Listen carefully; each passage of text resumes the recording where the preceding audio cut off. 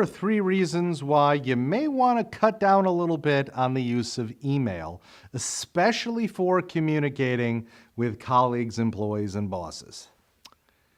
Tone of voice, two-way interactivity, and body language.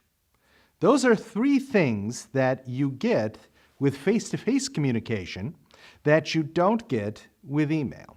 So when you measure the communicative bandwidth, basically how much information can you stuff into a message, those are 3 important things to look at. Body language, that's another way of conveying information. Tone of voice, another way of conveying information. Two-way interactivity allows you to adjust your message, change, fix things, etc. So face-to-face communication has body language, tone of voice, two-way interactivity. Video conferencing, it's a close second. It has body language-ish, does have tone of voice, and it does have two-way interactivity. Phone, for example, does have tone of voice, does have two-way interactivity, does not have body language, but it's got 2 out of the 3. Texting, for example, weirdly, even has two-way interactivity. It still has something.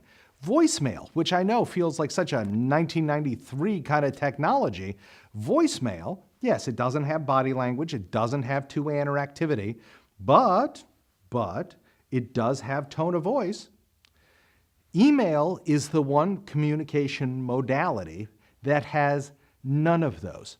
There's no tone of voice, there's no two-way interactivity, and there's no body language. Plus, messages, when email does have a tone of voice, some people will say, well, you can write to have a tone of voice in an email, and you can. It's just that tone of voice in email is 99.9% of the time a bad tone of voice, a negative tone of voice. It's an almost impossible to control tone of voice. So it's not that email should be done away with completely, but when you're trying to communicate with people, when you're building a relationship with them, when you're trying to really interact with your employees, with your colleagues, with your boss, email is not your best friend. As much as you possibly can, even if you only substituted 10-20% of your emails for a phone call, a Skype, a FaceTime, video chat, whatever, do that. It will start to make your relationships significantly better.